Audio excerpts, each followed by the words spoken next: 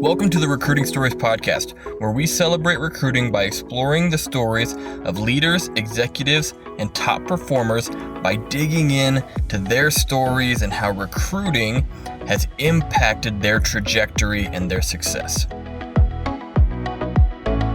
All right, guys, I'm really excited for this podcast today. We've got Kevin Hill from Freightwaves. He's the director of editorial and research on there. And then he's also the host of Put That Coffee Down and Great Quarter Guys, Freightwaves podcast. He's also the CEO and founder of carrierlist.com.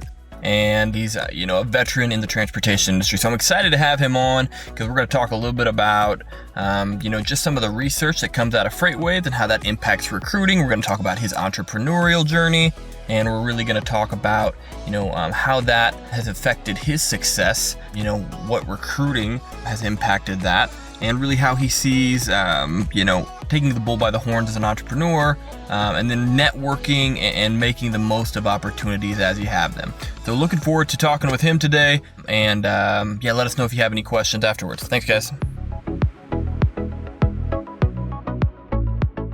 All right, everyone, this is Adrian Chapman with Cover 3 Consulting. We are on the Recruiting Stories podcast. I'm super excited.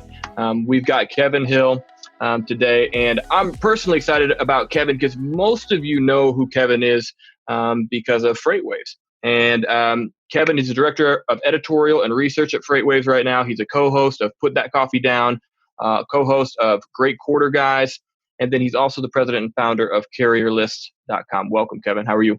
Thank you very much, Adrian. It's fantastic being here on your podcast. Very good. Well, excited to dig in. I mean, obviously you're a guy that, talks to a lot of people in the industry. You've been involved in the industry yourself for a long time. So for me, the first question is I just wanted to know, how did you get started into the industry? Let's take it way back a little bit here. Yeah, so I got started in the industry in 2012, and I didn't know I was going to get started in the industry. And as we say in Freightwaves quite a bit, you don't choose transportation, transportation chooses you. That's right. So, yeah. I'd worked in sponsorship sales for some publications in New York. Okay. I spent about 7 years there, after college. Living the New York lifestyle, being a skeptical and a cynic New Yorker, becoming that over time. But it was time to get out. So I got out during the financial recession back in 2010 is when I finally moved back home where I grew up, Tulsa, Oklahoma. From there, I jumped over and did an MBA, full-time MBA in Norman, Oklahoma at the University of Oklahoma, Boomer Sooner. Yeah, Big 12. And yeah, definitely. Big 12, definitely.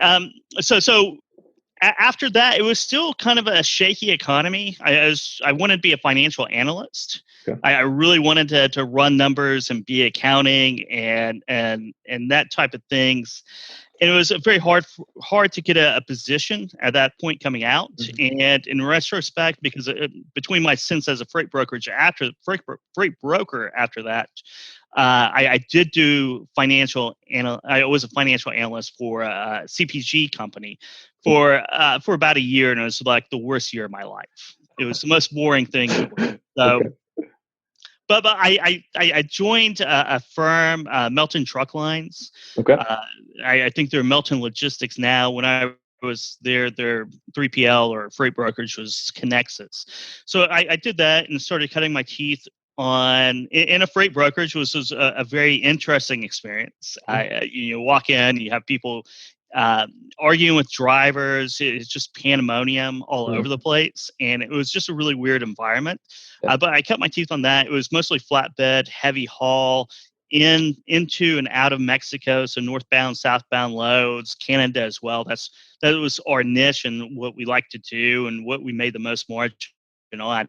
So I did that for a couple of years, and I was a financial analyst for a year, worst year of my life. Mm-hmm. Went back, worked for a company out of Norman, Oklahoma. They were more of a shipper than a broker, but we had a bond and an MC number to broker loads. So we tried to do some sales on that, but we didn't really have the resources to really scale that up at all. And that got me into thinking about carrier lists and thinking about all the contract or consistent freight I'd missed out upon. Because I always went to load boards or, we had our group of carriers, but, if it wasn't flatbed, if it was dry van or reefer or something like that, I had no idea who to call, who to contact, who to get a good rate from. Mm. So, I was always on load boards. I hated that.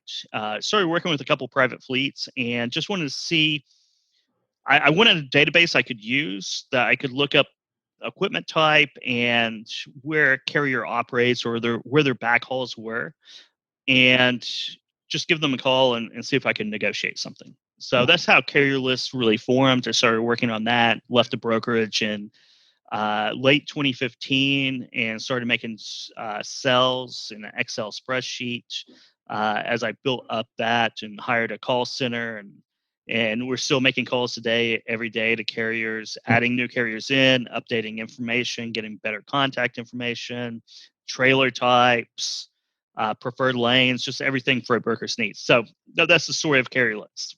Very cool. Very cool. Well, it sounds like what I like about it, and it's funny because I've had this theme talking with other people, on this podcast, because really the goal is kind of celebrate recruiting and understand that fork in the road that helps people really kind of change their lives in a lot of ways.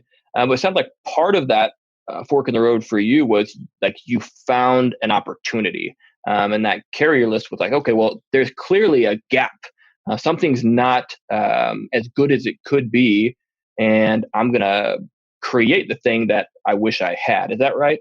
No, that's exactly right. So, getting into freight brokerage, the fork in the road was kind of out of necessity in a lot of ways. Mm-hmm. I needed GOB, so I Yeah, went out. yeah, I knew how to do sales. So I went out and learned the industry. And I have to say, it's the toughest industry. Trucking and logistics is. So I had to sit down and read Bloomberg and read Financial yeah. Times, Wall Street Journal, figure out M&A and the financial markets. There's plenty of information, or there's always plenty of information. There's plenty of people to talk to. In trucking and logistics, especially back in 2012, which wasn't that long ago, there was no information. You Mm-hmm. learn by the people that you're sitting next to, which is sometimes a really good thing, sometimes a really horrible thing, because Right. there are bad habits you can pick up. There's analogies or analogous information or information that's not database whatsoever Mm-hmm. that just get passed around as, Mm-hmm. as truth when it's not truth whatsoever. So there's good things and bad things about that, but yeah, carrier lists. I always wanted to be an entrepreneur. That's the reason why I went back and did an MBA, is to start my own business. I didn't have an idea of how to do it. I didn't know how to create a website. I didn't know how to create an email list. Mm-hmm. MailChimp. I'd never even heard of Yeah, MailChimp. yeah. So I just got obsessed with it, which is something that you have to do. You have to get Mm-hmm. obsessed with it, and you can call it passion, obsession, whatever it is, but it has to fuel your fire for 24 hours a day, 7 days a week. It doesn't feel like work. And that was really the fork in the road. It's where I saw this opportunity, something I would use as a freight broker. And from there, it was just learning how to build that, how to build the business case, how to build the marketing around it. And you make a lot of mistakes. It's slower than you think. It takes more effort than you think. Mm-hmm. As you know, starting your Yep, own business, absolutely. it's not like, oh, in 3 months I'll be rolling the cash. It's like Right, maybe 3 years I might right, be making a living. Right? right. You have to Yep. do it over the long term, and you can't quit on it. And it's really changed me. It's made Mm-hmm. me, uh, you know, um, I don't want to say much more responsible, but much more of a go-getter, much more of Mm-hmm. self-reliant. Yep. It's changed my whole outlook on life, and it was the best thing I ever did. I love hearing that because, you know, and I love, the different people that I get to talk to on this because, most of them are successful. They didn't start successful, right? Like you didn't just Mhm. walk in the door and you're like, all right, I've just started this because I had a good idea. There was a lot of trials and tribulation. I think if, especially those listening to this, wherever you are in your career, right? Maybe you have had some level of success. Maybe you're just getting started. Maybe you're right in the middle of it, right? You're right in the middle of the battle right now.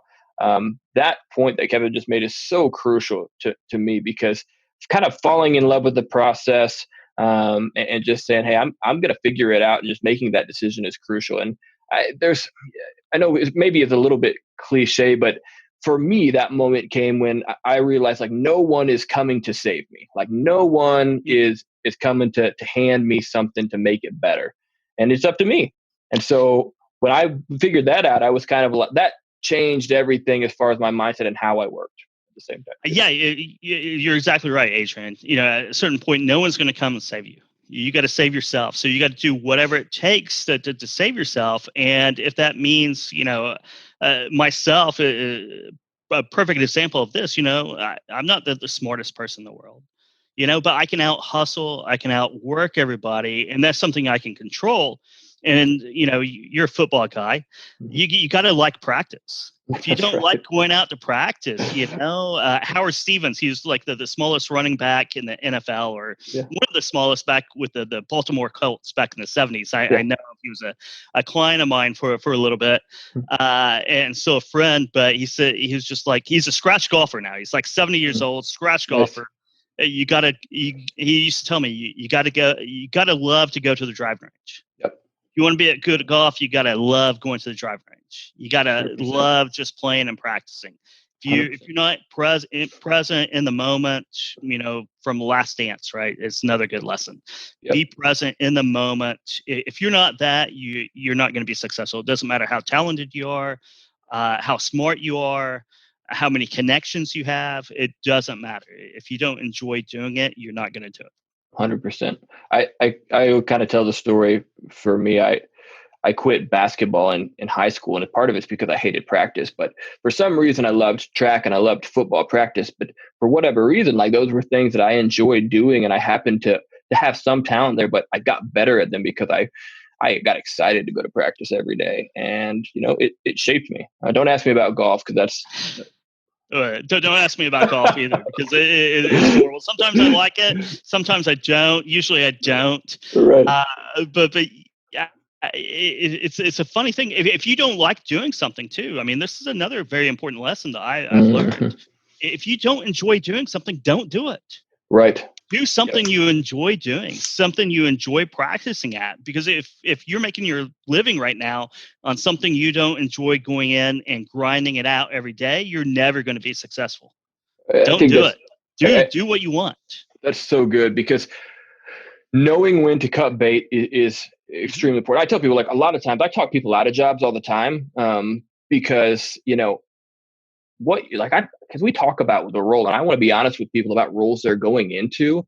And goodness gracious, like, if what you just told me is what you're going to be walking into, well, just because you might be making an extra 5 or 10 grand, like, you're going to be miserable, right? Like, you're going to be miserable after the excitement of that paycheck wears off, and then you're going to be right back in the exact same spot. So You are, and you're exactly right. And I've experienced that, through my 30s. I mean, from one job to another, thinking that, an extra $5,000 or $10,000 going to make an extra 100,000 or 200,000. Well, you can put up with that stuff, right? But right. 5 or 10 at the end of the year is not really that much. You could do a side hustle, right? Something that you really enjoy, and make that 5 or 10,000. Totally. So it's not always about money. 100%. I agree with that. That's good insight. I think if you, wherever you are in your career, especially young people, rewind what we just talked through, pay attention to those things, because, and we'll talk a little bit more about some of that in a little bit, but those are some really crucial keys as you kind of walk through your journey, as you're maybe considering something else as well. So let's talk, while I've got you here, I know you do a ton of research with Freightwaves, right? And you get a lot of amazing data stuff that I've found really helpful. My clients have found really helpful. I know we've talked about different things like salaries, commission structures. What else? Just really what's in the market right now. Go ahead. A lot of market information, a lot of ways to conceptualize and look at the market, a lot of real-time market information that we do with Passport. Right. So we tackle everything, and what I tackle mostly are the macro trends, like compensation, right? I enjoy hearing what other people make, the average what a freight broker salary is, or entry level freight broker salary, because experience is hard to measure that. But what are you going to make? You're going to make about 40,000. Once you build a book of business over a year or two, you're going to make probably, if you're average, you can probably make 70,000. 60 to 70,000, depending on where you live. And it's fascinating to be able to benchmark that and have people reference that, which is what we do. We do content marketing at Freightwaves. If you don't know that, if you haven't seen anything, we pump out a lot of content, and most of it, the vast majority is really uh, good content. Like I said, in 2012, you couldn't figure out how to be a broker by reading or figuring out the market. But with Freightwaves and Craig Fuller, our CEO and founder, had that vision of making this the Bloomberg for trucking, and each year that goes by, it gets closer and closer to that model with Sonar, where you can make your actual operational decisions, and then all the other, the news and media arm, TV now, the podcasts, and then the research, us looking at all our data points, all our contacts, like you, Adrian, in the market, and writing original research based on that. That's awesome. I can speak for everybody, I think, and say that, we can't probably make too many predictions, in 2020, just because it's the kind of year where God knows what's going to happen next, right? But kind of knowing kind of what we've seen, do you have any, I guess, prediction about from an employment or unemployment standpoint, how is that going to affect, jobs in the marketplace, unemployment, new jobs in transportation? Do you have any insight that you might be able to pass on or help us see a bigger picture? Yeah, we're in part of a cycle on the 3PL or freight brokerage side specifically. We're in that part of cycle where margins are constricting, because spot rates are going up, and contract rates, if you have a contract book of business, those aren't going up as fast as spot rates are. So there's a lot of margin pressure. But on the flip side of that, once those contracted increases go through, which they always eventually do, then it's going to be high volume, high margin type of environment. So the freight brokerages I talk to, business is going really good. They're very bullish on things. The data we see is very bullish on capacity lasting at least to mid 2021. Class 8 new truck orders are just now published in September. Numbers were just above replacement rate, which is something that you'll see as capacity gets expanded. On the jobless benefits, I think those are sidelining some trucks right now, or some drivers, I should say. So that's good. But I think it's overall it's a very bullish sentiment. And if you take the spending side, we follow Bank of America credit and debit card spending very closely. It's just a shift. I mean, if you look at airline travel, that's still down 60-70%. Entertainment, dining, movies, anything that is service based that gets you outside the house, hotels, fuel even are dramatically down from 2019. What's dramatically up is home improvement, e-commerce, online purchases, online, or not online electronics, but in-home electronics. Everyone's setting up their work from home. So everything that moves by a truck, groceries, general merchandise, CPG, everything that moves on a truck is up, double digit spending year over year, which is, we have load volumes at extremely high level. We have capacity that's really tight, which is really good for freight brokers. It really is. It makes you go out and look for trucks and puts a lot of work on you, but the margins are there, and the margins will be there through the fourth quarter. And the first quarter will be interesting because it's always the softest quarter of the year. But everything looks really good. Good. It seemed like obviously there's been some really great movement, and things have picked back up in a great way. Kind of based off the initial dip, we did see a ton of layoffs, a ton of companies stopped hiring for a little bit. Do you see that has affected compensation structures? Do you have any data on that? Or economically, can you speak to that? I wish I did. I really wish I had more information than what I do have that on employment trends, especially in the 3PL world, and compensation as well as all. But I think people are back hiring. I know the larger freight brokerages are back hiring their training classes. I think everyone's figured out this work from home angle. I think a lot of people have moved back into the office, but those who haven't have kind of figured it out. Training you know, and you probably have a very good insight into this. Sure. I think one of the things that the industry really needs to be much better at is training.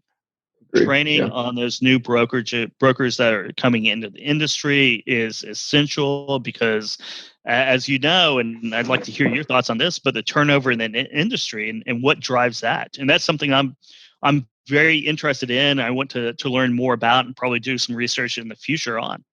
Sure. Well, I could say from my end, certainly, absolutely, companies are hiring again. I would say, really, at least from my perspective, recruiting in the transportation space, ever since, May, it started to take off again. Companies said, hey, there's demand, and we don't want to get behind here, so let's rock and roll. So that's the good news.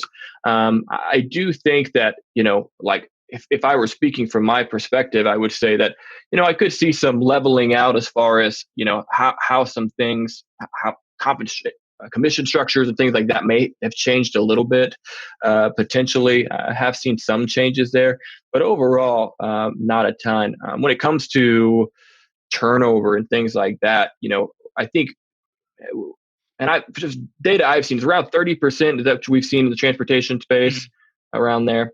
Yeah, and I'm curious to see how the current market affects that. I would agree that I think training could absolutely change that. Connecting people with current successful people, really kind of almost a buddy system. Having led recruiting, obviously externally like I do now, but internally in the transportation industry, some of the biggest things I've seen is like, one, just finding people who fit people's value system as an organization, but then two, saying like, hey, we're going to commit to training you. We're going to commit to giving you the tools that you need. And if you have the tools you need, you have the support you need. It's up to you now, right? I mean, you gotta sink the shot or not. It is, and another interesting point on recruiting, bringing people in, and you alluded to it or touched on it a little bit earlier, is corporate culture. Yeah. Right. And corporate culture, I think, is dramatically different, especially in the 3PL freight brokerage world, from company to company. And absolutely it is. And I say that because I've sold to so many freight brokerages. Yeah. I think I probably sold 400, 500 carrier lists to different organizations. Right. Okay. Yeah. So I've been on the phone. I have been selling, and you never know what you're going to get. From down to the single agent with maybe two people in this office to the mid-market guys who are maybe doing $20 to $50 million, and it's a family-run business, and they're collecting cash every year, whether they grow or not, and it's a very healthy living for that family or that entrepreneur, and they might not be willing to go to that next level. Yeah. Right. That it's not in their cards. They're going to take their money each year, have a very great, very comfortable, financially free life. Right. And then you have the very aggressive guys out there who are at 30 million and they're ready to go 300 million, and they can't get there soon enough. And 100%. it's very, then you have all these subcultures around that: cradle to the grave, Chicago, buy, hold. And so it's very important for any candidates to know what they're getting into. That's a great point. I love that you brought that up. I tell people that all the time. And for me, it stems from one, culture, but then two, I think you kind of know, you need to know who you're working with, right? I think people matter. I always say that all the time, like, people matter, right? People should matter to the company hiring, and then people should matter to you, to the family that you're walking into, because sometimes, you should know what the ownership looks like, right? The structure at minimum. Is it a Fortune 500 company? Are there 30,000 people in this company? Or is it 100 people in this company, and you're going to be able to interact with the CEO on a weekly basis? Or is it owned by a venture capital firm, and last year it was sold, and the year before that it was merged, and you're not sure what that's going to look like? And I never say that to make judgments per se, but you do need to have eyes wide open when you step into that, because there are certain things that can change the culture and change the dynamics of who you work with and who's actually in control at the top at the end of the day. You do, and that's a very good point. You have to do your own due diligence. They're doing their due diligence on you. You're going in for interviews. You have to do your due diligence, and sometimes, especially if you're young in your career, sometimes you just need a job. Sometimes you're just looking to get out of a bad situation. You don't ask the questions, and I know from personal experience that is horrible because I've gotten myself into those positions, right, Yeah. where I don't ask the right questions and you get into a place and it's not what you think it is, and extra $5,000 or something, which is Yeah. $50 a week or something. Right. Yeah. At the end of the day, it doesn't really change your world all that much whatsoever. So you have those considerations, and those examples that you just threw out are perfect. I mean, is a private equity or VC company that might not be around, is a very corporate structure where you are going to be at your desk and that's all you're going to be allowed to do. Yep. So there's a lot of questions out there to ask, and everyone should. And one of the things I preach about constantly, and I'm sure you'll preach about it too, because you're in sales, you have your own business. Yep. Prospecting, networking. The way you can get leverage in job interviews in your career is by having a lot of opportunities. Absolutely. If you have a lot of opportunities, you just have to close one. That's right. You just have one opportunity, you got to close that one, and you're scared to lose it. And so you'll accept anything that comes around. But if you have the options out there and you have a full pipeline, whether it's job hunting, networking, your own sales business, have a lot of prospect, you can avoid a lot of bad deals. And I've avoided a lot of bad deals once I learned how to prospect. Yeah. And I think prospecting sounds scary to a lot of people, especially like if you're not actively in sales, right? But when you relate that to the job search side of things, especially, like it's ultimately networking, and a lot of times it's simply asking for help. So there's a level of humility, right? So at some point, I figured out, like, I don't know what I'm doing. I got to ask somebody for help, right? And so once you're able to do that and say, okay, like, show me someone, how did you get to where you are? That is a question that's changed my life. Is I asked someone successful who is currently doing what I wanted to do successfully, how did you get to where you are? And a bunch of people said no, but a few people said, sure, let's go to coffee. And holy cow, I got a few, nuggets from this person and that person and this person and that person. And suddenly I've adopted those into my life, and that's helped me succeed. And I, like you said, it really only takes one. If you do that enough times, well, you know what, when the day comes when you might need to look at a new opportunity, there's a few things you can do there. And one of them is reach out to those people and just say, hey, I would like to learn how you got to where you are. Could you take some time to talk with me? And then if they're like, hey, you know what, there's nothing that I can help you with in my current role, but the next question you should ask is, who do you know that I should ask about this? Because I'm really interested in taking this step. Referral. Exactly. It's a referral. Exactly. It's as simple as that. Though there's a couple of things. I have a book here. I think I gave it out on Put That Coffee Down. I can't remember the title, but it was the best question, the 50 best questions asked. How'd you get started? That's great. How'd you get started? Yep. And everyone will answer that. So whether it's networking for recruiting, for finding a new job, for sales, it just opens the door because everyone likes to talk about that. And I'm just like that too. Yeah. You can find me on LinkedIn at Kevin Hill. Any questions whatsoever, just DM me. And I am an open book. I like to help people out. I like to connect with people, and that's me prospecting these days. Is asking people to contact me if you have any questions, and that's how I'm going to build up my network and my audience and all of that. It's as simple as that. When you get down to it, now there's a decade of cold calling and scratching and clawing and learning all these lessons, but it's a process. If you don't like the grind, you're not gonna be successful. Don't like the heat, get out of the kitchen, right? Exactly right. Kevin, this has been an awesome conversation. I really enjoyed it. I know, this network and those listening will as well. Obviously, you mentioned a good way to get in contact with you is to connect there on LinkedIn. What other ways can people, connect with you or follow, what you have going on?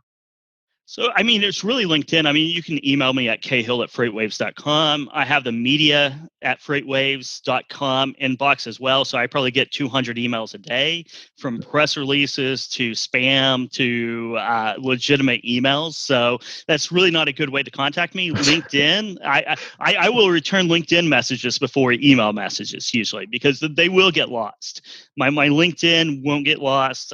So yeah, LinkedIn. I'm also on Twitter, but not too much. Dooner's the real Twitter guy, but I'm at Kevin Hill CL.